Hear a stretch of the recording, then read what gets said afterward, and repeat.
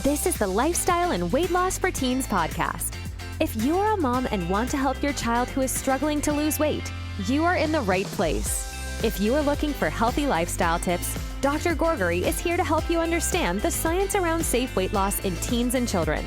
Because what works for adult weight loss is not always the best for children. This podcast is for educational purposes only. Dr. Gorgery does not provide medical, psychological, or nutrition therapy advice. You should not use this information to diagnose or treat any health problems without consulting your own medical practitioner. And now, your host, Dr. Jenny Gorgery.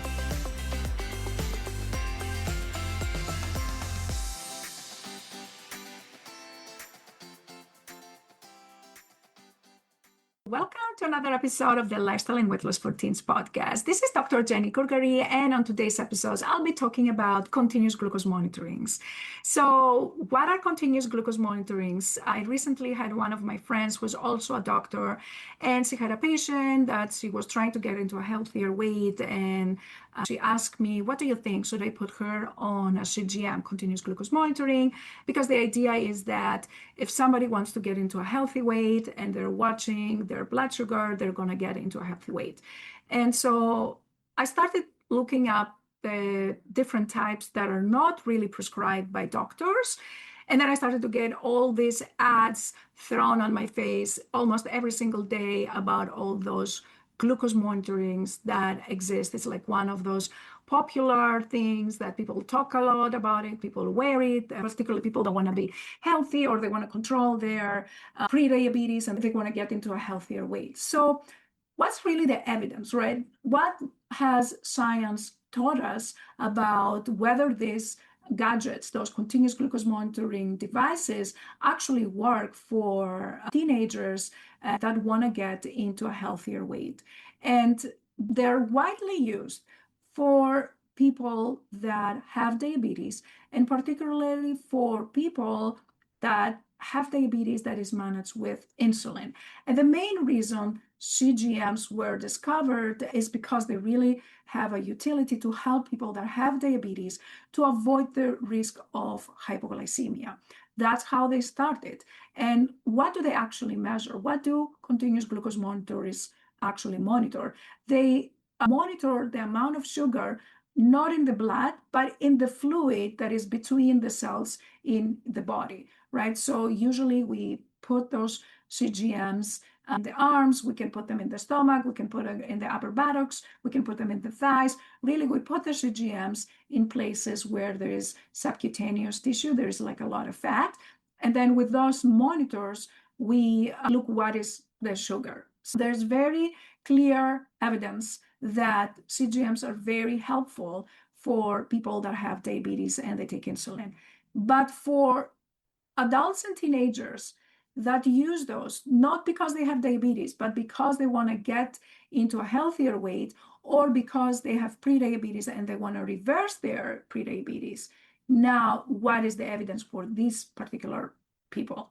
And I'm going to tell you that, unfortunately, we don't have good evidence to suggest that the use of CGMs actually is good and has been proven to improve weight management in people that use them to get into a healthier weight.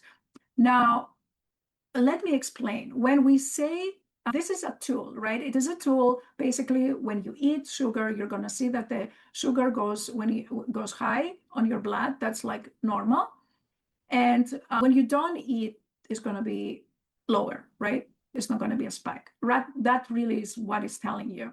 So the idea behind it is that if people could see how high the sugar would go, then that would make them eat less, and that would make them avoid to have sugary things. So let me tell you that the studies, again, we don't have a lot of studies, but the few studies that were done in teenagers that were overweight and they used CGM, they didn't really find evidence that alone was enough to make them lose weight. The continuous glucose monitoring was not enough to help them change the average glucose, whether they could see the numbers or whether they could not see the numbers. But again, I have to say those studies were not the best in the sense that they were like only a few teenagers, like maybe 50 to 100 or something like that among the different studies, and they were not long-term. And my question, like if I had to do that research would be, will it help whether this is used in a program that not only targets the sugar, but it's a total lifestyle modification program?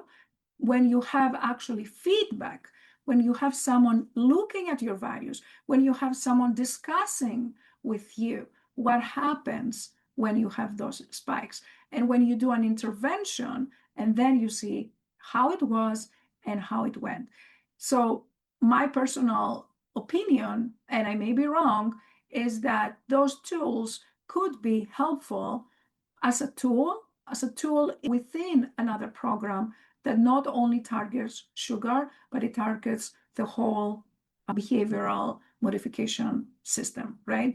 So if you tell someone, here's that, wear it, come back after a week, let's see what happens, and then you look at it, and then you see, oh, what happened that day? What if you didn't do this day? What if you do that day? That is different than if you just have someone eating and looking at it and nobody cares.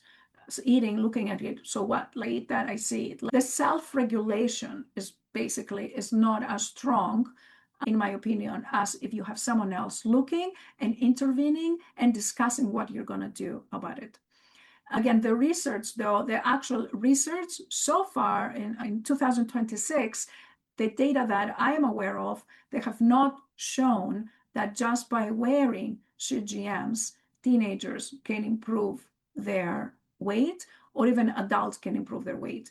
Like the data in adults show that there can be behavioral, like the adults are more likely to change their behavior on what they eat than teenagers.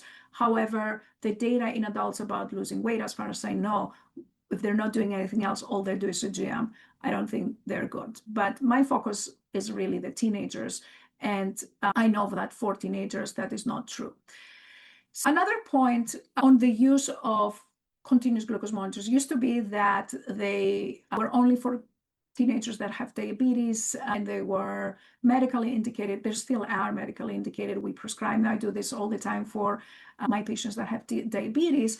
But for people that don't have diabetes, insurance is not covering. It's an out-of-pocket expense. Now, how much does it cost? There are different types of CGMs available. Some are cheaper, some are more expensive. And the cost can add up, maybe $50 per month, $300 per month, depending on the frequency and the type and all those things. So the question is, this cost justified, right? Are you making this expense, you're putting that money, do you get the benefit that you expect? Are you putting the best effort, or are you just wearing it because it's cool or it's trendy? You can always do that if you don't care, fine. But when we are evaluating a tool, whether it is justified use, is there a risk and benefit? You have to weigh those two. What is the risk versus the benefit? And the other thing is that we don't have very good data on is this constant thinking about, what is my sugar? Did it increase? Oh, I ate a banana and it went up, or I should not eat banana, or I ate pasta, I should not eat banana. This hyper focus 24/7 on the sugar level, is that leading to any kind of abnormal behavior? Is it possible that it may lead to distorted eating behaviors when it's not supervised by somebody?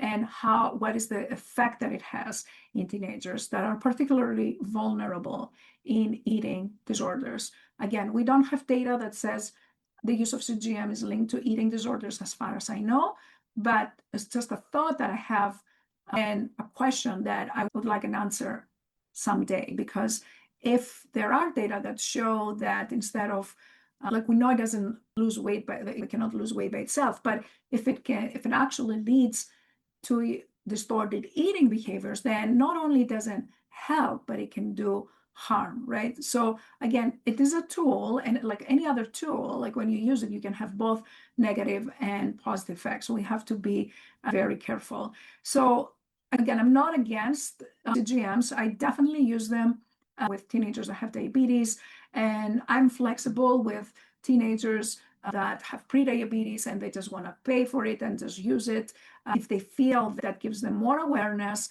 And if that data is under some supervision from a health coach where they're looking at the data and that has a benefit on them, I'm like, sure, do it. But if you're just doing this without any other modification, I think it's very unlikely you're going to get any meaningful results just by wearing the CGM and doing nothing else. And the other thing I would like to mention about the use of CGMs is that it is normal to see high numbers and low numbers when you're eating something, right? That's normal physiology. We don't know about it because we don't wear CGMs in our daily routine. But let's say if you eat a banana, you're going to see that your sugar goes high. That's normal physiology. And if you eat a piece of chicken, then you'll see that your sugar does not go up because banana has more carbs. So what is it that determines this change in behavior when you see these variations in the sugar? Are you going to look that after you had a glass of milk, the sugar went high, and then you're going to say, oh, I'm not going to have milk anymore. I'm not going to have banana anymore because that increases my sugar. How much did the sugar increase? Now, we know that your blood sugar after 2 hours of carbohydrate meal should not be more than 140. 140 to 200 is really prediabetes. Above 200 is diabetes, right? So looking at those data and evaluating that data, what they mean, that's where you need the guidance from somebody who knows what they're doing, because it can be tricky if you're just looking yourself and you don't know much about the normal variation of the sugar versus the abnormal variation of the sugar, and that may lead you to avoid eating all carbs altogether. And particularly for teenagers, then they can get into a keto diet if they're doing that, which we know is not the best, which we know leads to abnormal eating patterns, which we know does not allow, has risks for growth and bone development in teenagers. But my point is, if you're using CGMs, if teenagers particularly are using continuous glucose monitors, how are they interpreting the data? What does that data tell them to do? And what they're actually doing, is it healthier or is it not healthier? Because it can be healthier if you avoid the cake, but it can also be not so healthy if it makes you avoid eating the banana. So those are just some thoughts that I wanted to share. And again, use of continuous glucose monitors in teenagers with prediabetes or insulin resistance is not very clear. The science is not very clear that there is a clear benefit. The benefit is definitely clear for those that have diabetes, but if it's not diabetes yet, I would recommend that you work with someone else, not just wearing the continuous glucose monitoring. Take care. I'll talk to you soon.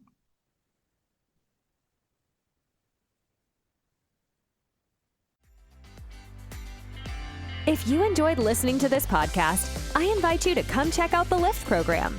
It's Dr. Gorgory's 12-week coaching program for teens and their moms, where we take all this information, we apply it to your daily life, and we work together so your teenager learns how to create a healthy lifestyle so they can feel happier, more confident, less stressed, and love their body again. Visit the website at lifestyleforteens.com and click on the Work With Me and free resources to learn more about this program and get free help to start this journey right away. Thanks for tuning in, and we'll catch you in the next episode of Lifestyle and Weight Loss for Teens.